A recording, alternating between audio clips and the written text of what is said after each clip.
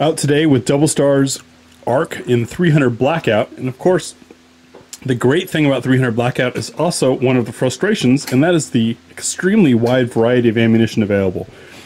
So what we're going to do, we've got our Caldwell target cam set up there at 50 yards, and at 50 yards we're going to do 4 subsonic loads without the can. We don't want the can interfering with the way the rifle or the ammunition works. Starting off with Gemtech's 187 grain, then we've got Hornady's 208, Gorilla's 208, and Nosler's 220 grain. Then at 100 yards, we've got 4 loads for supersonic. Let's get started and see how this rifle does, what loads it likes, and what it doesn't.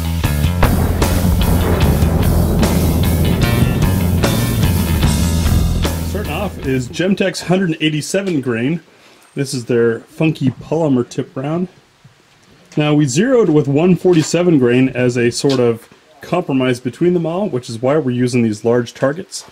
It'll be 10 shots of each round, 5 from Erica and 5 from Graham.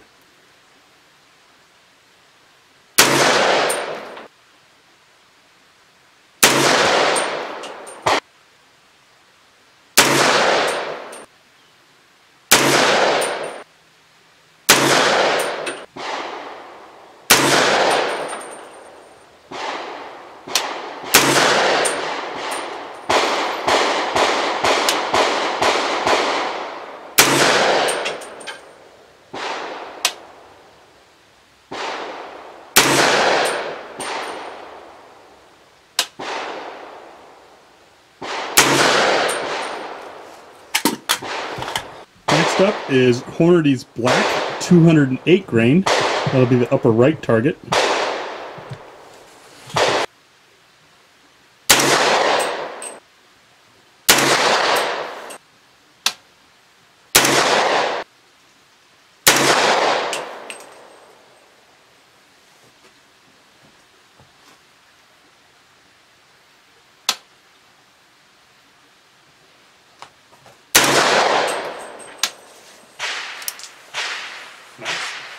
So it is this ammo that smells like cinnamon.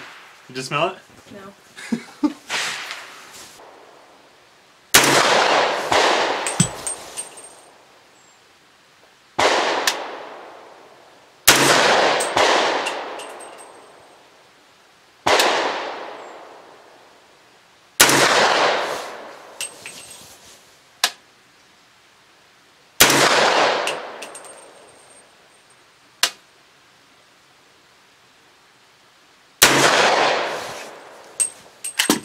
Just a note on this Hornady Black 208 grain is it smells like raw cinnamon.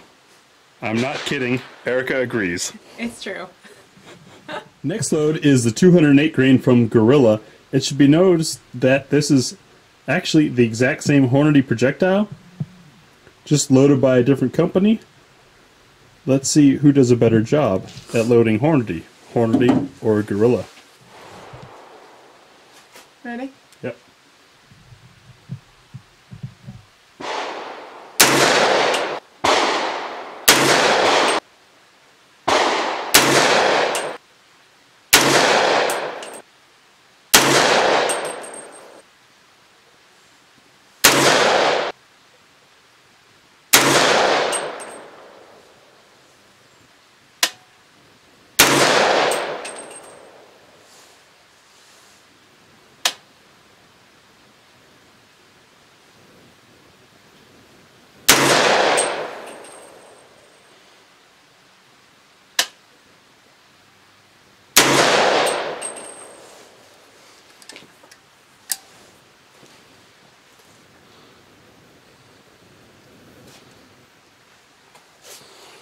So the Gorilla did not smell like cinnamon, but if we look at the two targets, that was Hornady's load of their own ammo, that was Gorilla's load of their own ammo. It's interesting the Gorilla hit a little bit lower, but certainly grouped tighter. Good job, Gorilla. Our fourth subsonic load comes from Nosler. This is their 220 grain match grade. You can see the annealing on the case there. Let's see how it does.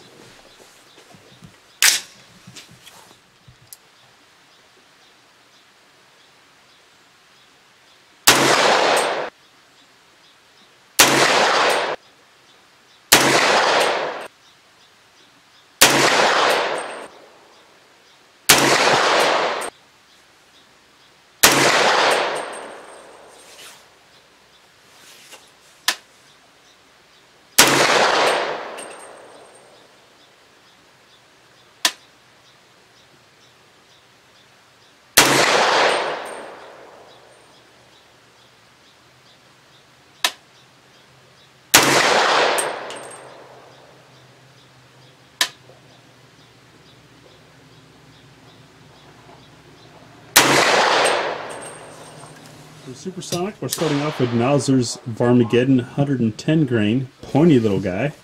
That'll be the upper left target. Kelly, the lower left corner, the lower right corner by the paper, that part, yeah, on the target.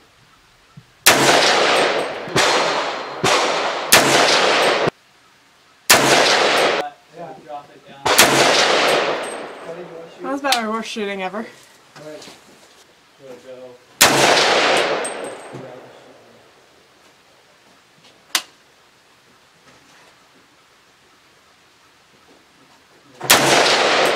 Yeah, so on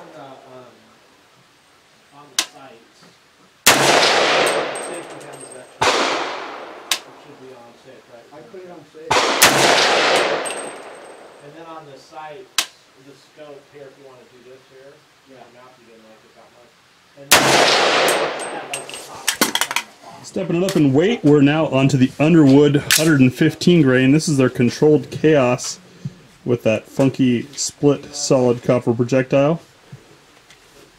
Upper right.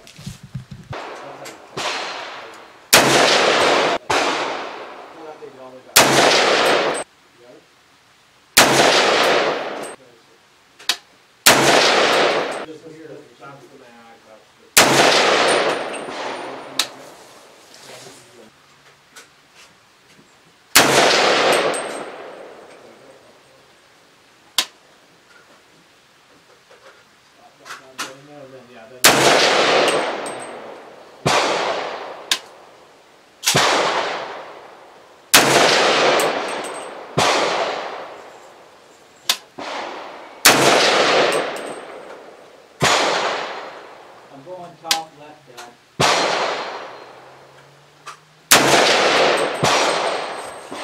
Now down in the bottom left will be SIG's Elite Performance Ammunition in 125 grain.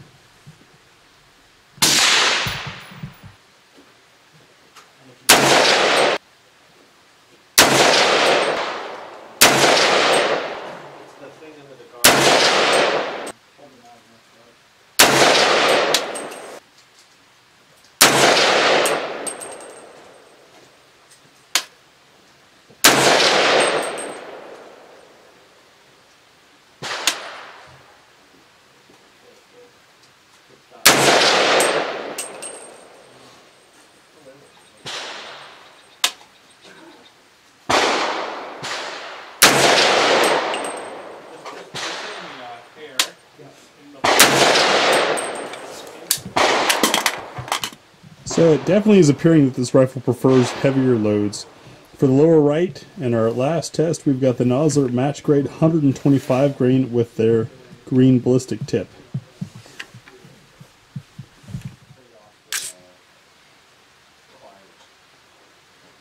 They're trying to. What about the deer? You don't.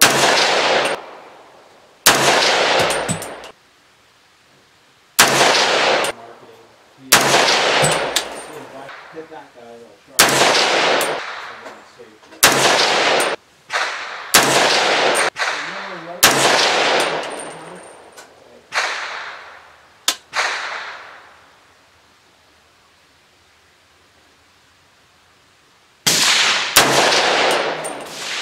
Alright, so we are out today with the ARC by DoubleStar. You know, everything aesthetically about this is nice and pleasing. Everything's within reach and where it should be. Very comfortable to shoot the gun. Trigger is okay. It could be maybe just a touch sharper, but not bad by any means.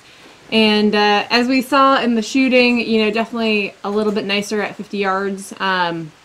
Seems to like a little bit heavier ammo, so we could play around with that and see what we get. But overall, really easy gun to shoot and, you know, worth experiencing.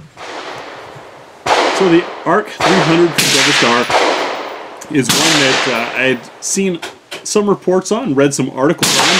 You might have seen and laughed with me at the author who had the bloody nose from this rough handling gun, claiming that the charging handle skinned his nose. Including my 15 years in the Army, I always rested my nose right on this thing, never had an issue. And the mortar's rubber buttstock here, quite absorbing and comfortable to shoot. Speaking of comfort, the trigger is slightly better than mil-spec. I thought it was mil-spec first looking at it. It's cleaner, still has that same weight. Performance-wise, it preferred, obviously, the heavier loads. Didn't seem to like the lightweight stuff.